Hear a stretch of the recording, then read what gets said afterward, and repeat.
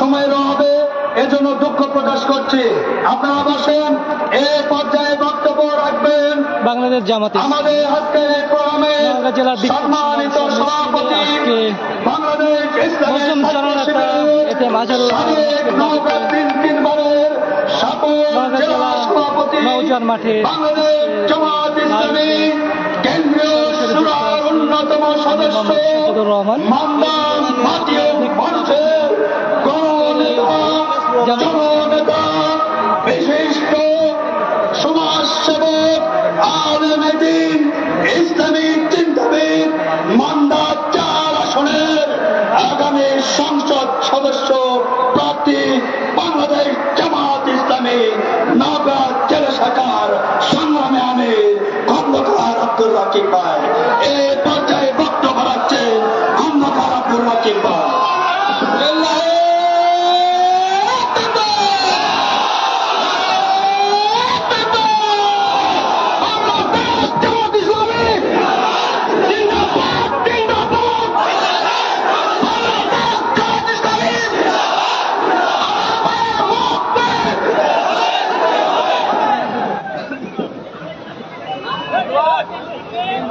আসসালামু আলাইকুম ওয়া রাহমাতুল্লাহ।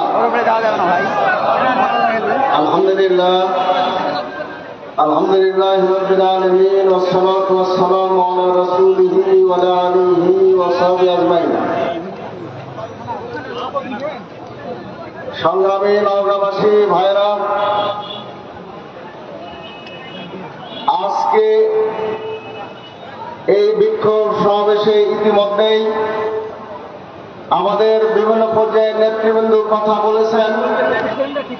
এ পর্যায়ে বক্তব্য আপনারা ইতিমধ্যে অবগত আছেন, সম্মানিত সভাপতি খন্দকার মোহাম্মদ বিগত জালেম সরকার, বিগত সময়ে ফ্যাসিস্ট সরকার জেলা পেজের থাকে এদেশের আলেম ওলামা, মোবাইল চোটে ইসলামী ব্যক্তিত্ব, ইসলামী নেতৃত্ব,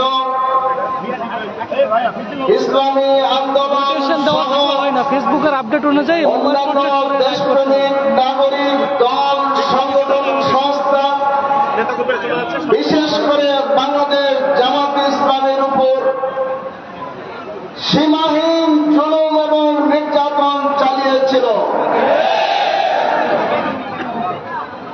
আমরা লক্ষ্য করেছি বিগত 17 বছরে ওই ফ্যাসিস্ট জালেম সরকার ক্ষমতা টিকানোর জন্য, ক্ষমতা চিরস্থায়ী করার জন্য তারা এনে কাজ করতে বাকি রাখে নাই যে একটি দেশের সকল অর্গান, সকল সংগঠন, সংস্থাকে তারা দলীয়করণ, আত্মীয়করণ করেছিল।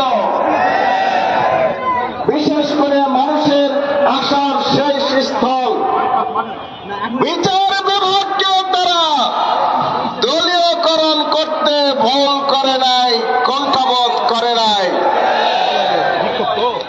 আমরা বিগত 17 বছরে বাংলাদেশের সত্যপ্রিয় মানুষগুলোর উপর, দেশপ্রেমিক মানুষগুলোর উপর, ইসলাম প্রিয় মানুষগুলো এবং সংগঠনের উপর যে জুলুম করা হয়েছিল, সেই জুলুম সর্ববৃহৎ জুলুমের শিকার হয়েছিল বাংলাদেশ জামাত ইসলামী এবং বাংলাদেশ জামাত ইসলামীর নেতৃবৃন্দ।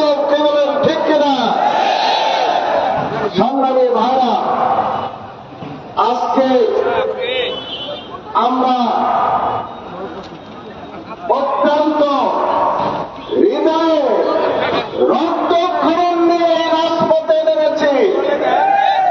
আমরা লক্ষ্য করেছিলাম ওই ফ্যাসিস্ট সরকারের পতন হয়েছে। আমাদের দেশের ছাত্র তৌহিদি জনতারা ঐক্যবদ্ধ আন্দোলন করে বৈষম্য বিরোধী আন্দোলনে একটি পর্যায়ে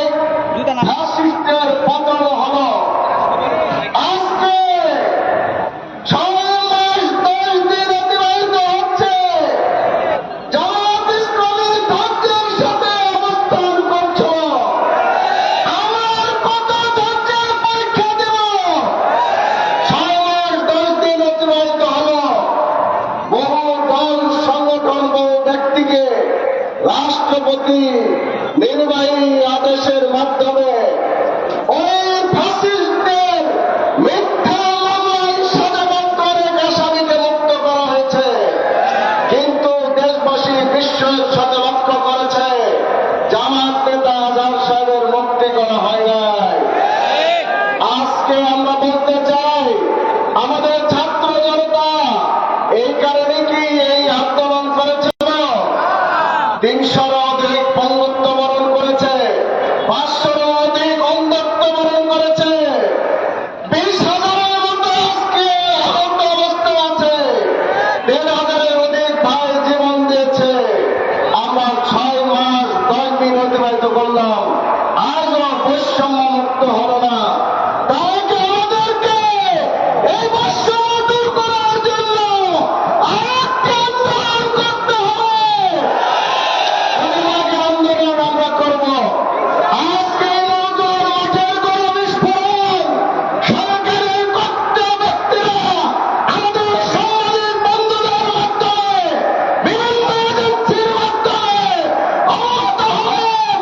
এই এলাকাবাসী সারা দেশবাসীর সাথে একত্রতা ঘোষণা করে আজকে তাদের বিক্ষোভ প্রদর্শন করছে।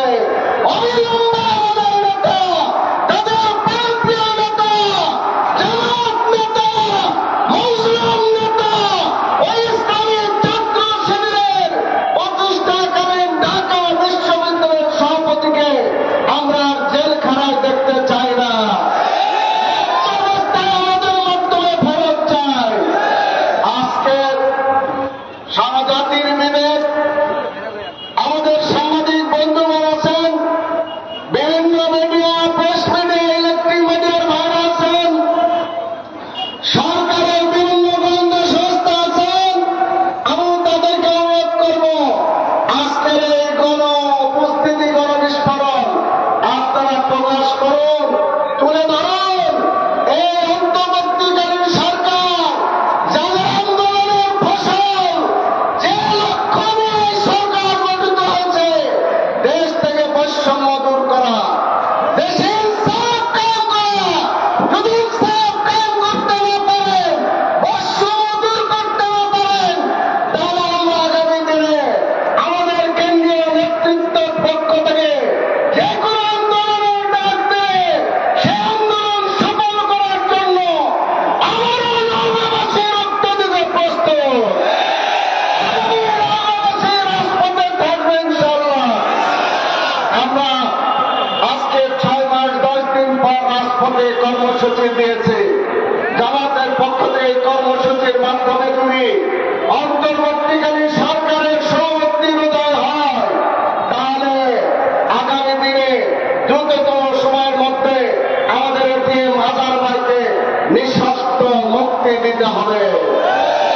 সম্মানিত ভাইরা, আমরা আজকে আবেগের সাথে বলতে চাই, আমরা আমাদের প্রিয় নেতৃবৃন্দ, আমরা আমাদের নিজামী সরকার পাবো না, মুজাহিদ সাহেবকে ফেরত পাবো না, মীর কাসেম আলীকে পাবো না, আব্দুল কাদের মোল্লাকে পাবো না, কামরুজ্জামানকে পাবো না।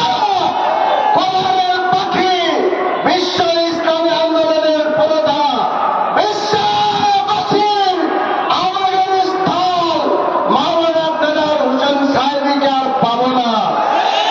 সবকটি আমাদের ভাই, ওই চেয়ারে বসতেন, যে সারিতে নিজামী সাহেব থাকতেন, যে সারিতে মুজাহিদ সাহেব থাকতেন, যে সারিতে কামরুজ্জামান থাকতেন, যে সারিতে আল্লামা সাহেবী সাহেব বসে থাকতেন, এই কাতারে থাকতেন আমাদের আব্দুল কাদের মোল্লা ভাই।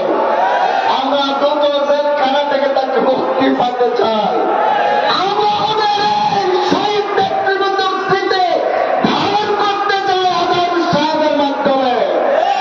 আজকে নওগাঁর এই সমাবেশ থেকে উদাত্ত আহ্বান জানাই, বর্তমান অন্তর্বর্তীকালীন সরকার আমাদের এই শীর্ষ নেতা, ওই শহীদ নেতৃবৃন্দের সারির নেতা এটিএম আজহার ভাইকে দ্রুত মুক্ত করে আমাদের ইসলামী আন্দোলনের দায়িত্ব পালনের জন্য মুক্ত করে দিবেন। সংগ্রামী এই সমাবেশ আরো দীর্ঘ সময় আপনাদের বসার আয়োজন করে ভালোভাবে আঞ্জাম দিতে পারলে ভালো হতো। আজকের এই উপস্থিতি আমাদের ট্রাফিক ব্যবস্থার মধ্য থেকে দৃষ্টি আকর্ষণ করা হয়েছে। গোটা শহর জ্যাম হয়ে গেছে। আমরা অল্প সময়ের জন্য এই সমাবেশ করছি। আগামী দিনে যে কোনো নেতৃত্বের পক্ষ থেকে আহ্বান আসলে সেই আহ্বানের সাড়া দিয়ে আপনারা আসবেন, আবারও কথা হবে এই আশাবাদ ব্যক্ত করি। সাথে সাথে আমরা বলতে চাই, যদি এর মাধ্যমে সারা দেশে প্রোগ্রাম হচ্ছে,